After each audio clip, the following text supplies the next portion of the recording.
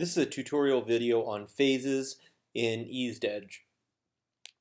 So for this example, let's say we have a customer that we've quoted for a kitchen and a bathroom, but you'd like to do the master bathroom in a different phase.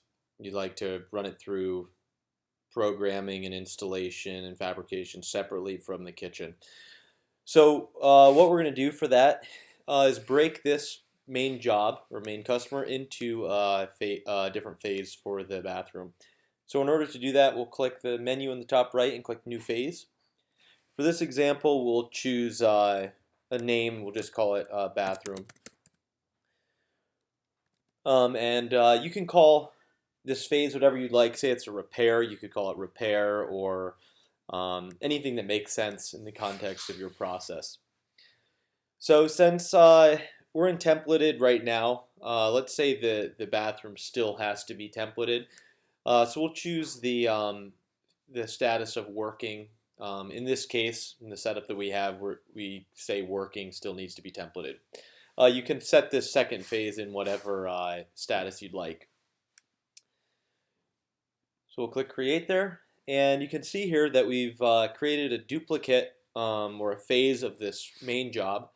And in order to switch back and forth, you've got a drop down in the top left here. You can quickly switch between phases. And now this bathroom phase is completely separate from the main phase. It can move around in the statuses on its own. It has its own activity, its own estimates and all that, and yet the information associated with the customer is linked together. So let's say we want to have an estimate, a primary estimate associated with this phase, so that when we schedule something in the calendar, we'll see, material, square footage, and things like that. Or say you wanted to invoice them separately.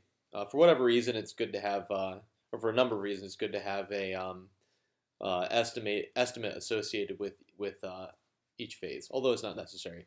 So we'll switch back to the main phase, and we'll scroll down and to our estimates, and we see the main estimate that we've sent this customer, which has both the kitchen here and the bathroom.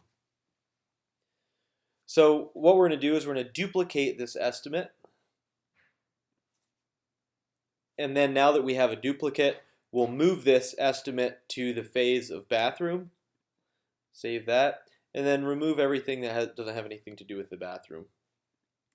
So we'll just delete these lines here. And now we have an estimate associated with the bathroom phase that has the items that are associated with this phase. Last step here is to just make this the primary estimate for this customer phase. And we'll click Save. And we'll make the estimate date of today. And so now if we go back to the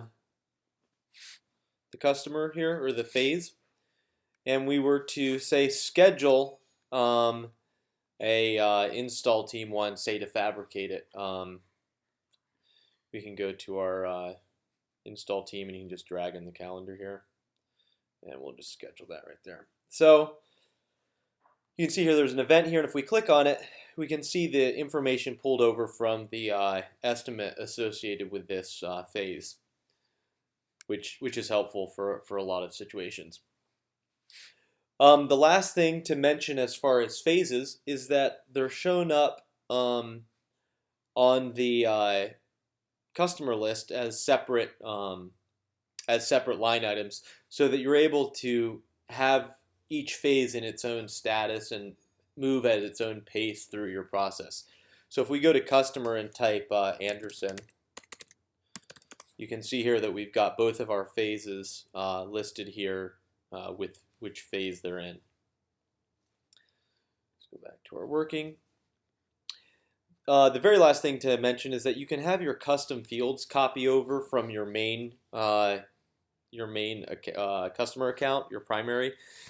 Only if you'd like. They don't all have to copy over. Only some of them can copy over, however works best in your setup.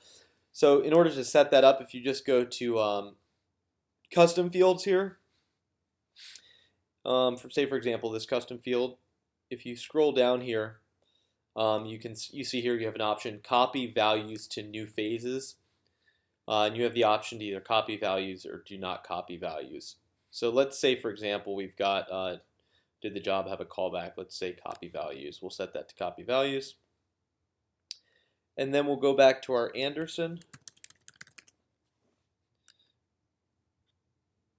And if we scroll down to custom fields, let's say yes, add a callback. Whatever it is. And then if we were to duplicate this, or not duplicate, but create a phase from this main job again, let's call this repair.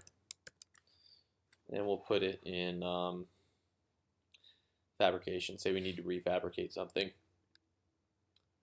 And if we scroll down, you can see that the copy or the callback field copied over because in the setup we set our custom field to copy the callback value when we create a new phase.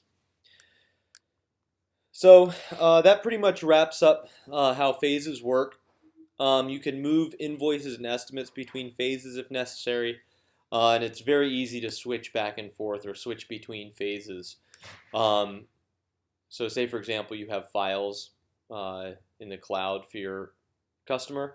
It's very easy to kind of switch between the different phases to get the relevant information that you need.